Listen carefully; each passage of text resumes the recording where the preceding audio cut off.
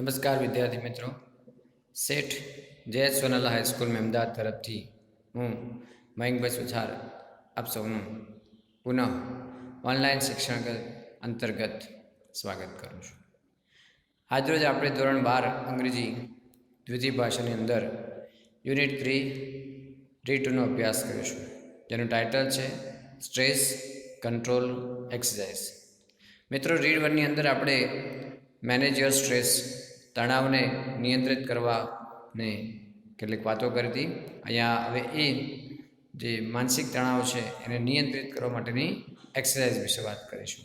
તો ચાલો હવે પાઠનું વાંચન કરીએ. Read 2 stress control exercises.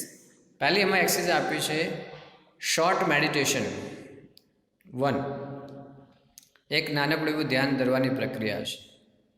સૌથી પહેલાં make yourself comfortable and close your eyes, કે તમારે પોતાની જાતને આરામદાયક અનુભવવાની છે અને આંખો બંધ કરવાની છે. ત્યાર પછી choose a word that symbolises calmness to you, કે કોઈક એવા શબ્દની તમે પસંદગી કરો કે જે તમને શાંતિ અનુભવે, રાહત અનુભવાવે. જેમ કે અહીં આપ્યું છે હાર્મની, ટ્રાન્ક્વિલિટી, સેરેનિટી, પીસ, રિલેક્સ, કે એ શબ્દ થકી તમને કોઈ પ્રકારની સુસંવાદિતા, તમારા જીવન સાથે સંકળાયેલા હોય, તમારા સગાવાલાના સંબંધી હોય, નિર્જીવ સજીવ પદાર્થ એ શબ્દ સાથે સંકળાયેલા હોય. ટ્રાન્ક્વિલિટી એટલે શાંતિ, સેરેનિટી એટલે પણ શાંતિ, પીસ એ પણ શાંતિનો અર્થ દર્શાવે છે, અને રિલેક્સ એટલે હળવાશ, રાહતનો એક અહેસાસ થાય એ પ્રકારનો શબ્દ. એ શબ્દ વિચાર્યા પછી, પસંદ કર્યા પછી meditate on your chosen word, તમારે એ શબ્દ પર ધ્યાન કેન્દ્ર કરવાનું છે.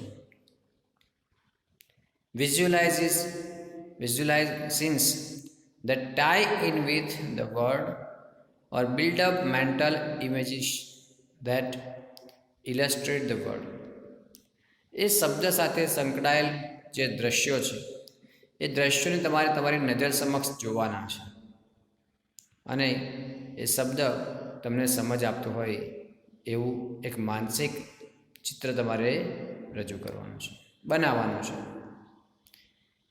You can also spend some time imagining what it would feel like if you experienced harmony or tranquility inside yourself.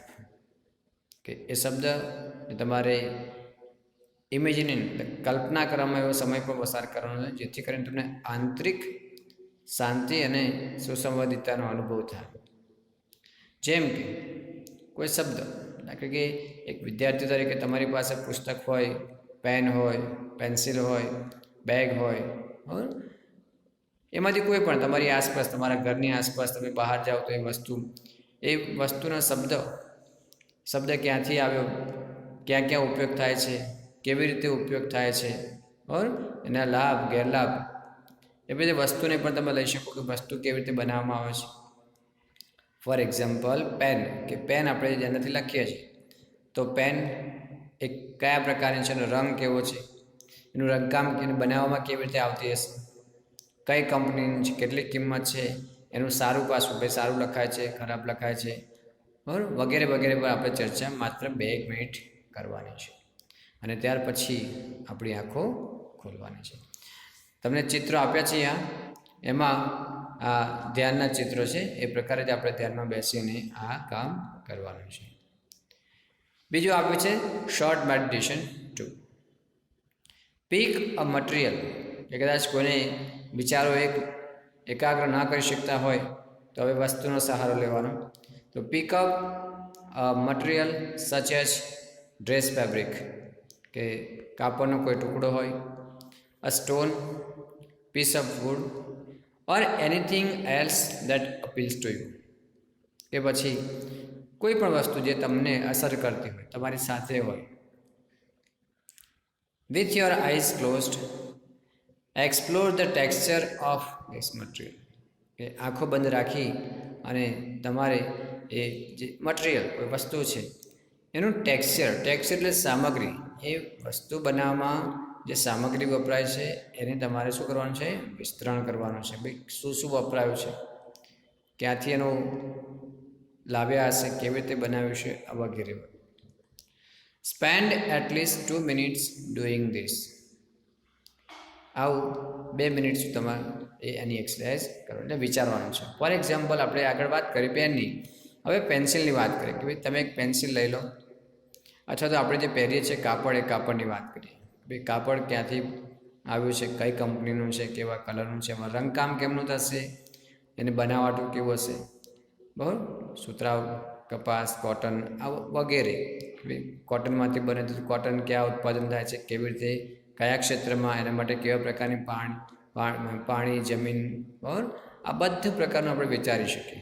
એટલે એનાથી શું થશે કે તમે જે બીજા વિચારો કરો છો એને બદલે હવે માત્ર એક વસ્તુને લઈને તમે વિચારો કરો છો. પરિણામે પણ તમે થોડો માનસિક તણાવ, હળવાશ અનુભવી શકશો. પછીની વાત છે કે give your brain oxygen hit. એક મહત્ત્વની વાત છે, સરસ, કે જ્યારે આપણે શ્વાસોશ્વાસની ક્રિયા કરીએ છીએ અને તે સમય દરમિયાન જ આપણે તણાવ અનુભવીએ છીએ, તો એમાં ઓક્સિજનનું શું મહત્ત્વ છે આપણા મગજ માટે, એની વાત કરીએ.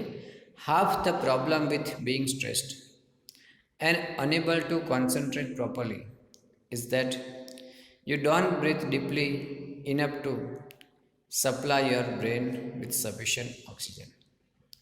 કે અડધા ભાગનો જે આપણી સમસ્યા છે એ શાની સાથે કે આપણે તણાવ અનુભવીએ અથવા તો કોઈ વસ્તુ પર યોગ્ય રીતે ધ્યાન ના આપી શકતા હોય તો એ છે કે યુ ડોન્ટ બ્રીથ ડીપલી, તમે પૂરતો શ્વાસ લેતા નથી, જેથી કરીને એ તમારા મગજને ઓક્સિજન પૂરો પાડી શકે.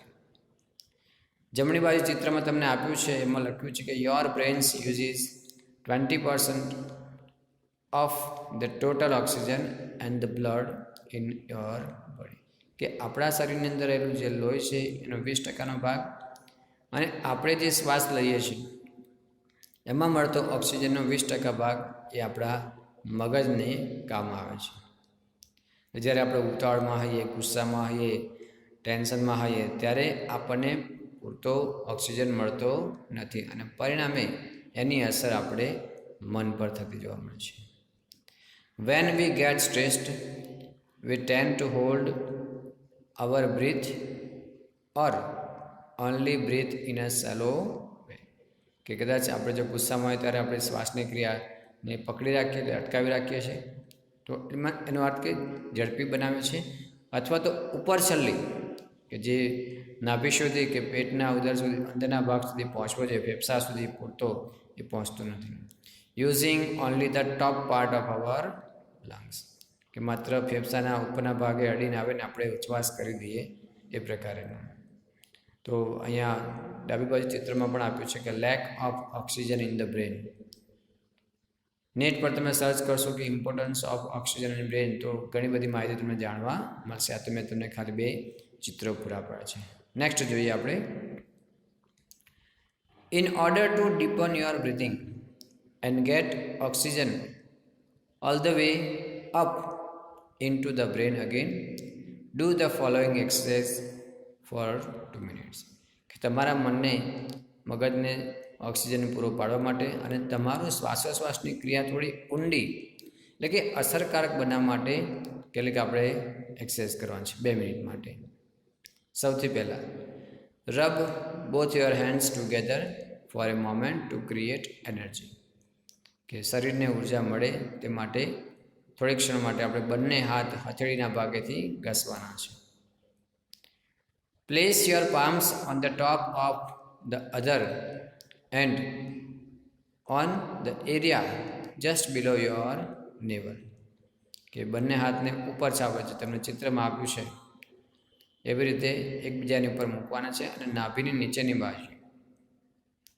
Breadth consciously into your belly, making your palms rise every in breath. કે જે બેલી એટલે પેટ જે છે એના અંદર આપણે શ્વાસ પહોંચે એ પ્રકારનું સજાગ રીતે શ્વાસોશ્વાસની ક્રિયા કરવાની છે અને એના કારણે શ્વાસોશ્વાસની ક્રિયા સાથે આપણા જે હાથ છે એને પણ કંઈક પ્રકારની ફિલિંગ અનુભૂતિ થશે, એટલે શ્વાસની સાથે ઉપર નીચે થયા કરશે. Imagine breathing oxygen into your brain. તમારે એ નાભી સુધી પહોંચેલો શ્વાસ તમારા મગજમાં પહોંચ્યો છે એવી આપણે એક પ્રકારની કલ્પના કરવાની છે. બરાબર, તો આ પણ એક સરસ મજાની એક્સરસાઇઝ છે. નેક્સ્ટ આપ્યું છે the crown pull. Crown pull, crown એટલે તાજ, મુગટ જેને કહેવાય, જે માથા પર પહેરવામાં આવે, અને પુલ એટલે ખેંચવું. પણ આપણે અત્યારે પાસે કોઈ તાજ કે મુગટ નથી એટલે ખેંચવાનું નથી, માત્ર એક નામ આપ્યું છે કે ક્રાઉન પુલ એટલે માથાના ભાગે કંઈક આપણે ખેંચાય એવી એક્સરસાઇઝ કરવાની છે. When we breathe there is a microscopic movement of the cranial bones which in turn allows the cerebrospinal fluid to move freely through the spinal column and the skull. કે જ્યારે આપણે શ્વાસની ક્રિયા કરીએ છીએ ત્યારે શું છે, એક માઇક્રોસ્કોપિક એટલે નાનકડી મુવમેન્ટ શરીરની અંદર આપણે શ્વાસની સાથે ઘણી બધી ક્રિયાઓ સંકળાયેલી છે જે સૂક્ષ્મ છે, જોઈ શકાતી નથી. તો એવી રીતે અહીંયા મગજની આસપાસ પણ આ ક્રિયા છે. તો માઇક્રોસ્કોપિક મુવમેન્ટ ઓફ ક્રેનિયલ બોન્સ. ક્રેનિયલ એટલે આપણી જે ખોપરી છે એ ખોપરીના ભાગમાં આવેલા હાડકાઓ, જે તમે ચિત્રમાં નીચે જોઈ શકો છો, સ્પ્રેડ કરું છું. તો આ આપ્યું છે 8 ક્રેનિયલ બોન્સ, કે જ્યારે આપણે શ્વાસોચ્છ્વાસની ક્રિયા કરીએ છીએ ત્યારે આ ક્રેનિયલ બોન્સની અંદર એની અસર થાય છે. શું છે તો એ અહીંયા જોઈએ આપણે. તો in turns allow the cerebrospinal fluid. જ્યારે શ્વાસ આપણે ઓક્સિજન મળે ત્યારે આપણા શરીરની અંદર ચિત્રમાં આપ્યું છે તેવી ભૂરા રંગની સેરિબ્રલ સ્પાઇનલ ફ્લુઇડ તમને જોઈએ છે, એની નીચે પણ તમને ચિત્રમાં આપ્યું છે. એ આ ચિત્રમાં આપણે ફરતી જોઈ શકીએ છીએ. તો એનાથી આપણા મગજને ઓક્સિજન મળતો રહે છે. When tensed or upset and don't breathe deeply enough, this can result in bones in skull becoming slightly stuck together so that the fluid cannot circulate properly. કે જ્યારે આપણે તણાવમાં હોઈએ, ગુસ્સામાં હોઈએ અથવા તો વ્યવસ્થિત રીતે શ્વાસોશ્વાસની ક્રિયા ન કરી હોય ત્યારે આ જે ફ્લુઇડ લઈ જતી જે નળી છે એ શું થાય છે, સ્ટક એટલે એકબીજા સાથે ચોંટી જાય છે. પરિણામે જે ફ્લુઇડ પ્રવાહી જે વહેવું જોઈએ એ યોગ્ય રીતે વહેતું નથી. The crown pull influences the flow of cerebrospinal fluid in a positive way. કે આ માથાના ભાગની જે ખેંચવાની એક્સરસાઇઝ છે એ આપણા સેરિબ્રોસ્પાઇનલ ફ્લુઇડ પ્રવાહીને વ્યવસ્થિત રીતે હકારાત્મક રીતે એ મગજના ભાગે વહેતું કરશે. It helps calm your nervous system and can also often take away headache or stress induced stomach ache as well as helping you think clearly. કે આ જે એક્સરસાઇઝ છે ક્રાઉન પુલની એ તમારી ચેતાતંતુઓની જે સિસ્ટમ છે, પદ્ધતિ આખી, એ ક્યારેક આપણને માથાનો દુખાવો કે તણાવ, ક્યારેક પેટના દુખાવા અને એની સાથે આપણને સારી રીતે વિચારવા માટે મદદરૂપ થતી રહે છે.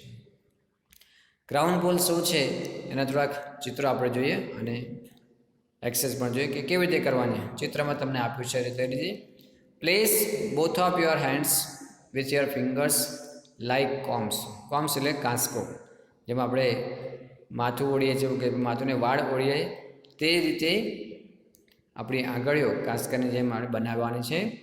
અને શું કરવાનું છે, comb on top of your head so that little fingers are touching your hairline at the front.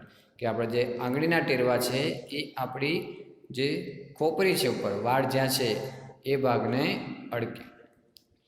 ફર્મલી press down on to your scalp and pull your fingers away from midline combing outward with Eicher.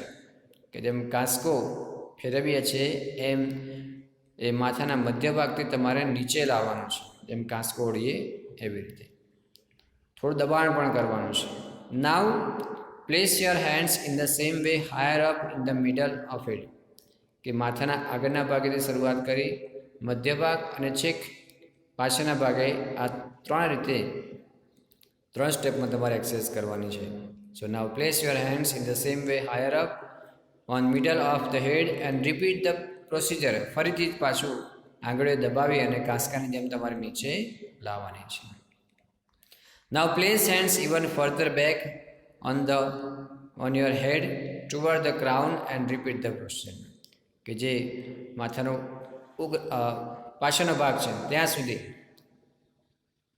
એને મૂકવાનો છે અને ફરી પાછી આની procedure દર્શાવવાની. એનો ફાયદો એ કે આપણી જે નર્વસ સિસ્ટમ છે એ હેડેક અને સ્પષ્ટ રીતે આપણે વિચારી શકીએ એ પ્રકારનું મન આપણું એની અંદર જે પેલી પ્રવાહી છે સેરિબ્રોસ્પાઇનલ પ્રવાહી એ વહેતું થશે. છેલ્લે આપણને આપ્યું છે કેટલીક માનસિક, જો આ બધું તમને અઘરું લાગતું હોય તો તમને આનંદ આવે તેવી એક્સરસાઇઝ આપણે કરવાની છે, જેની અંદર છે મેન્ટલ ક્વિક ફિક્સીસ. કે તણાવ, ગુસ્સો, આ પ્રકારની જે માનસિક અનુભૂતિ છે એને દૂર કરવા માટેની એક સામાન્ય જેને કહેવાય આનંદ ઉપજાવે તેવી પ્રવૃત્તિ આપણે, જેમ કે પહેલું આપ્યું છે put on some music you like and dance through the room. કે તમે ગુસ્સામાં હો તો મોબાઈલમાં, ટીવીની અંદર તમે મનપસંદ મ્યુઝિક વગાડો અને તમે એકલા જ કોઈ રૂમમાં છો એ પ્રકારે ડાન્સ કરો. This creative activity exercise the right side of brain and helps rebalance your brain. કે તમે જે તણાવયુક્ત મન અનુભવો છો એનાથી તમને રાહત મળશે અને તમારું મન પણ ફરી પાછું નોર્મલ સ્થિતિમાં આવી જશે. બીજી exercise, get a fish tank and watch the fish swim around languidly. This allows your mind to calm down. કે કોઈ ફિશ ટેન્ક એટલે એક્વેરિયમ, માછલી ઘરમાં તમારે જોવાનું છે. માછલીઓ કેવી રીતે એક જગ્યાએથી બીજી જગ્યાએ ફરે છે એને તમારે જોવાની છે, જેથી કરીને તમારો વિચારો માત્ર ને માત્ર માછલી તરફ જશે, એટલે બીજું તમે વધારાનું ટેન્શન ને ભૂલી જશો. Next step, write down all your worries. તમારી જેટલી પણ ચિંતાઓ છે એને શું કરવાની છે, તમારે નોટ ડાઉન કરવાની છે, લખી લેવાની છે. Putting them on a piece of paper gets them out of your heads. તમે જેટલું યાદ કરીને લખશો એટલે તમને થોડી ઘણી ખબર આવશે કે આ વસ્તુ મારા માટે કામની છે ને આ નકામની છે. તો એ જે કંઈ મુશ્કેલી હોય એને તમે પેપર પર લખો એટલે એનાથી એ વસ્તુ એક રીતે તમારા મનમાંથી નીકળી જશે. Next step, get out into nature and walk. કંઈક પ્રવાસે જતા રહો, કંઈક ફરવા જતા રહો, બગીચામાં જતા રહો, નદી કિનારે, તળાવ કાંઠે અને ચાલવાનું શરૂ કરો દો, જેથી કરીને તમને કુદરતી વાતાવરણમાં તમે કોઈપણ પ્રકારનું ટેન્શન તમે ભૂલી જશો. અમે કોઈને ઝઘડો થાય તો કે ચલો છોડો હવે આપણે ચલો ફરવા જઈએ, પ્રોગ્રામ કરીએ, પરિસ્થિતિ બનતી હોય છે. Next, concentrate on what is right now rather than what might happen tomorrow. આજની પરિસ્થિતિ શું છે એના વિશે વિચારવું, આવતીકાલનું વિચારવાનું નથી. હાલમાં શું પરિસ્થિતિ છે એ વિચારવાનું. આવતીકાલની ચિંતા આપણે શું કામ કરવાનું, કારણ કે જે આપણે જોયું નથી એના વિશે આપણે ચિંતા નથી કરવાની. Sing in bath and use shampoo bottle as a microphone. આ તો તમે ઘણા બધા કરતા જ હશો કે બાથરૂમની અંદર ગીતો ગાવાના અને શેમ્પુ બોટલને માઇક સમજીને તમારે ડિસ્કો પણ ડાન્સ પણ કરવાનો છે. ત્યાર પછી મહત્ત્વની વાત કરી છે, નો બડી ઇઝ પરફેક્ટ. આ ખાસ યાદ રાખજો કે નો બડી ઇઝ પરફેક્ટ. આ દુનિયાની અંદર કોઈ સંપૂર્ણ નથી. એન્ડ હુ વોન્ટ્સ ટુ બી નો બડી. અને કોને આ નો બડી બનવું છે, એટલે કે આપણે સંપૂર્ણ બનવું નથી. દરેક જગ્યાએ મિસ્ટેક્સ તો રહેવાની છે. Mistakes are okay. Mistakes are okay શા માટે કીધું કે જો ભૂલ થશે જ તો જ આપણને ખબર પડશે કે હવે આમાં શું સુધારવા જેવું છે. જો બધું પરફેક્ટ હોત તો આપણને ક્યારેય ભૂલ થાત નહીં, પણ ભૂલ થાય એ આપણા માટે સારું છે. જેમ માણસ જો હંમેશા સફળ થતો હોય તો એને નિષ્ફળતાનો અહેસાસ ના હોય. એને ગુજરાતીમાં કીધું છે કે નિષ્ફળતા એ સફળતાની ચાવી છે. એમ અહીંયા mistakes are the keys for perfection. કે સંપૂર્ણતા મેળવવા માટે આપણે કહી શકીએ કે કે ભૂલો થવી એ સંપૂર્ણતાને માટે એક ચાવીરૂપ છે. Delete the phrase I can't from your vocabulary. તમારું જે શબ્દ ભંડોળ એટલે કામ કરવાની જે શૈલી છે એની અંદરથી હું નહીં કરી શકું એ પ્રકારનો શબ્દ અથવા વાક્ય શબ્દ સમૂહ તમારે દૂર કરવાનો છે. It is an constructive and blocks your views of possible solution. કે તમે જ્યારે એવું વિચારો કે આ મારાથી નહીં થઈ શકે, હું કરી શકીશ નહીં, એ તમારા રચનાત્મક જે મંતવ્યો છે, ઉકેલો છે, એને શું કરશે? બ્લોક કરશે, અટકાવશે. કે તમે જે તે કામ કરવા માટે સક્ષમ છો, પણ જ્યારે તમે એમ કહો કે ભાઈ આ મારાથી થશે નહીં, એટલે એનો અર્થ કે તમારી નકારાત્મક બાબતો હકારાત્મક બાબતો પાસા ઉપર શું થઈ જાય? હાવી થાય છે, એટલે ભારે પડે છે. લાસ્ટમાં આપે છે કે write a few lines with your other hands. કે આપણે જમણા હાથે લખતા હોય તો ડાબા હાથે લખવાનો પ્રયત્ન કરો, ડાબા હાથે લખતા હોય તો જમણા હાથે. This rebalances the two hemisphere of the brain. એટલે જ્યારે આપણે જમણા હાથે પરફેક્ટ લખતા હશું, પણ જો ડાબા હાથે લખવાનો પ્રયત્ન કરીશું એટલે આપણું કોન્સન્ટ્રેટ ક્યાં જશે? શબ્દોના મરોડ પર. એટલે સ્પેલિંગ બરાબર લખાય છે, અક્ષરો બરાબર લખશે. એને કારણે શું થશે? કે આપણું જે મન છે, મગજ, એ કેવું છે? અડધા દડા જેવું છે, અર્ધગોળ છે. એટલે એ મગજના જે બે ભાગ છે અર્ધગોળાકાર, એને સંતુલિત રાખશે. કે ફોર એક્ઝામ્પલ એબીસીડી લખવાની છે કે મૂળાક્ષર લખવાના છે, તો આપણને ક કમાનો કેવી રીતે લખવો, આલ્ફાબેટ એ થી ઝેડ તમારે કેવી રીતે લખવા. જો ભૂલ થઈ હશે તો આપણું મન તરત જ કહેશે કે ભાઈ ના, આ રીતે લીટી કરવી જોઈએ. એટલે કહેવાનો અર્થ કે કેટલીક લાઇન્સ આપણે જો લખીશું બીજા હાથથી તો પણ આપણે બહારનું વિચારવાનું ભૂલી જઈશું. અને છેલ્લે આપ્યું છે એક્સપેક્ટ ટુ બી લકી. અને હંમેશા નસીબદાર બનવાનું તમારે વિચારવાનું કે હું નસીબદાર છું અથવા નસીબદાર બનીશ, એવી આપણે આશા રાખવાની છે. તો મિત્રો, આ unit 3 read 1 stress control exercise ઘણી બધી આપણે એક્સરસાઇઝ જોઈ. આશા રાખું કે તમે પણ જ્યારે આ પ્રકારની પરિસ્થિતિમાં અનુભવ કરતા હો તો આમાંની એકાદ એક્સરસાઇઝ તમારે પણ કામ લાગશે. પરીક્ષામાં તો યાદ રાખવાની છે, પણ પુસ્તકનું જ્ઞાન એવું હોવું જોઈએ કે જે આપણા વાસ્તવિક જીવન સાથે પણ સંકળાયેલું હોય. એટલે ક્યારેક આપણે પણ તણાવયુક્ત હોઈએ ત્યારે આવી એક્સરસાઇઝ કરવા જો આપણને રાહત મળતી હોય તો આપણું વાંચેલું અને આપણું ભણેલું સાર્થક થઈ ગયું. એટલે આશા રાખું કે બધાને આ ટૉપિક સમજાયો છે. નેક્સ્ટ ટાઈમ આપણે ફરી આગળ બીજા ટૉપિકની ચર્ચા કરીશું. ત્યાં સુધી ગુડ બાય ટુ ઓલ.